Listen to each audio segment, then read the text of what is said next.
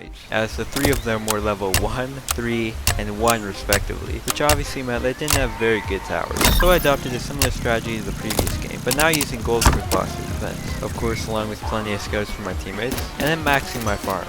The vast amount of scouts placed was actually pretty helpful, as it let me lean much more heavily into the eco, although they did take up a lot of space, and transitioning into the late game, their effects started to be negligible. I placed quick bosses and accelerators in the available space, along with 1 rocketeer, a terrible tower I decided to use for really no reason. Although the first half of the game was pretty slow, we ended up steamrolling the latter end, easily killing the Molten boss and getting another 500 coins. I only played Molten mode one more time. My team had their own early game defense, so I decided to focus almost exclusively on farming, getting all my farms to level 5 by only wave 23. And with the general strength of towers we had in DJs, Excels, Minis, and Rangers, we easily triumphed, earning another 500 coins.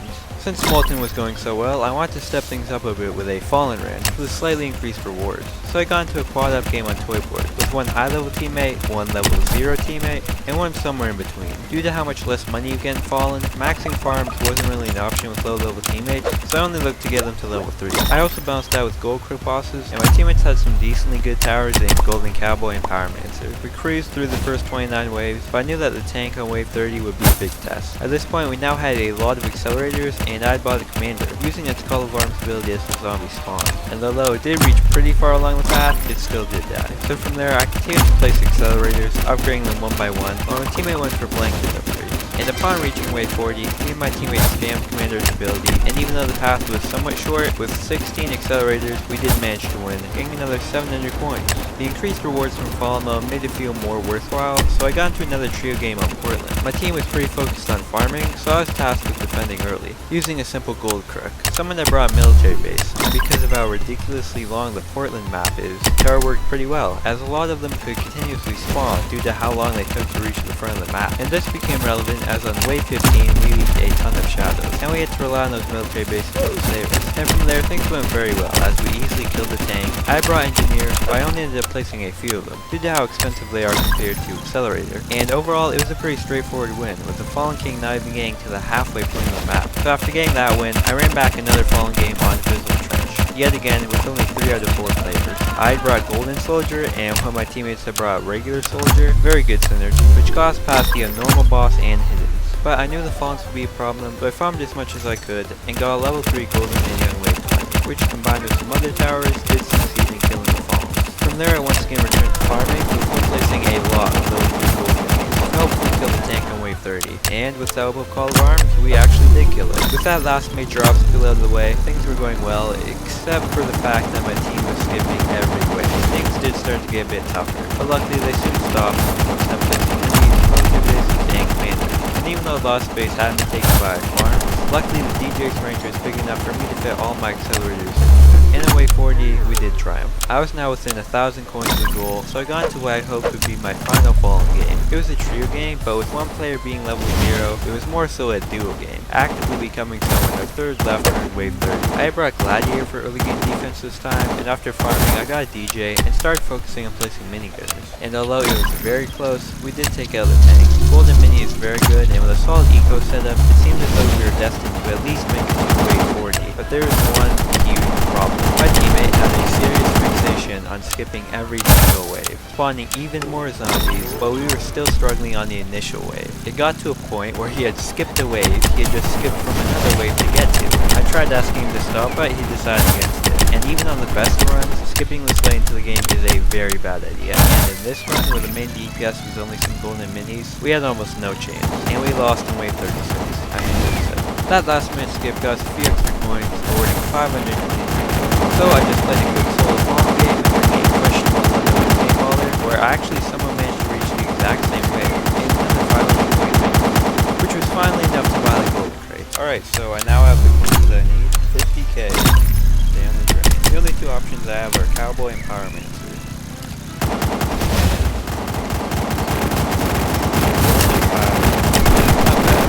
So I ended up being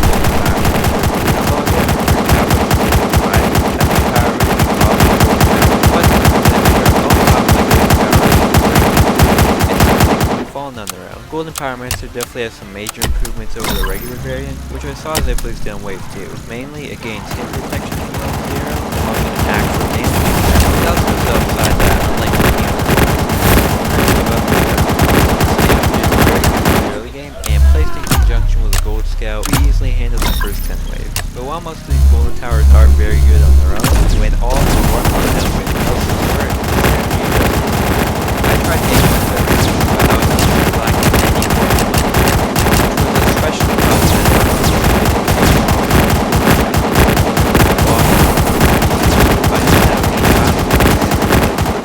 for the phone, and instead I had gotten a level 2 gold soldier and a level 3 gold scout. The first bit was going fairly, and then I tried crossing the bodyguard. The second bit was wave 22. So finally, now having 5 of the 6 gold towers, I made a definitive worst to best ranking. First off, the worst golden tower would have to be gold soldier. Still has soldiers limiting gimmick of burst shots and defense golden scout, your boss, or gladiator.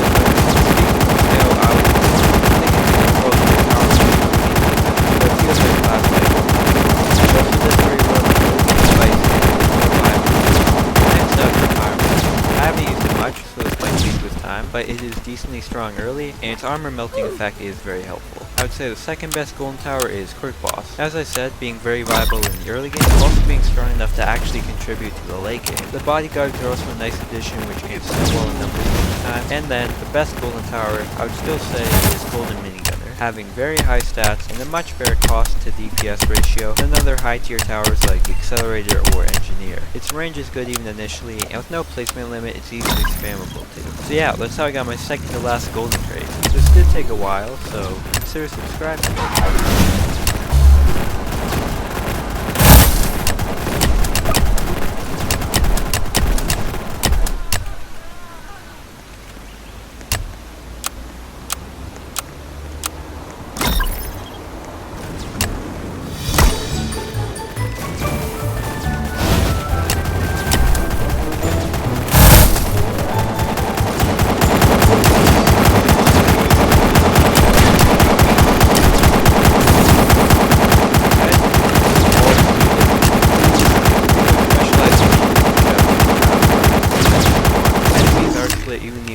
But having to divide your tower's placement still makes these maps much harder. So the first of the 6 maps I joined was Candy Valley, for one of the weirdest games in TDS I've played.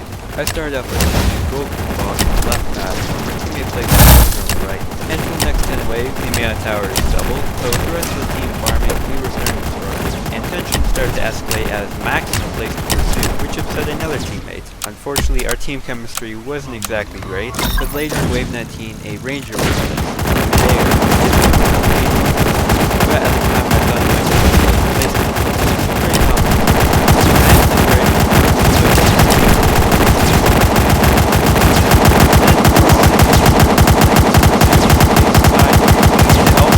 on an incorrect axis, or this commander on a cliff, which I later realized was actually 3 commanders all inside of each other. These commanders would continuously and perfectly change all environments for the rest of the game. I just worked at accelerators one by one. My teammate placed more and more rangers in continuously impossible positions. For the record, he did tell me the secret method to do the glitch, but personally I couldn't replicate it. Moving through the rest of the game, Lieutenant Rangers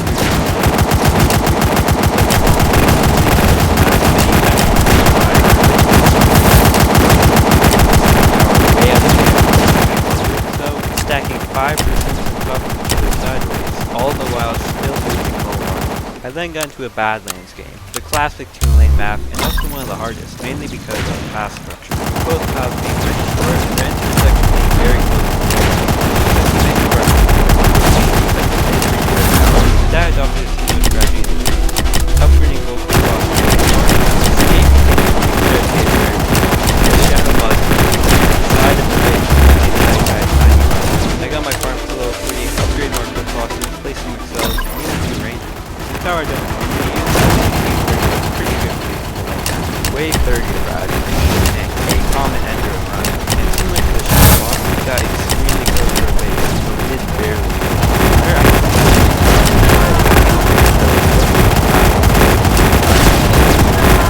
All around good towers, and we did manage to reach wave 40, where luckily the fallen was so lucky.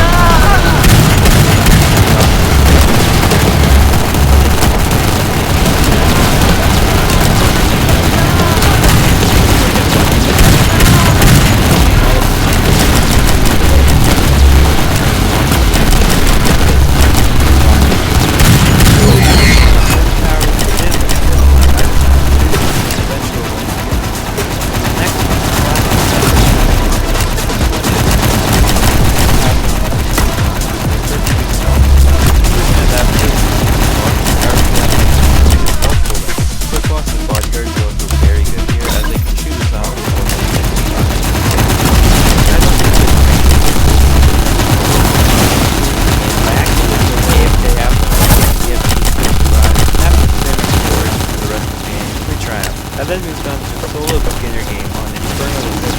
This one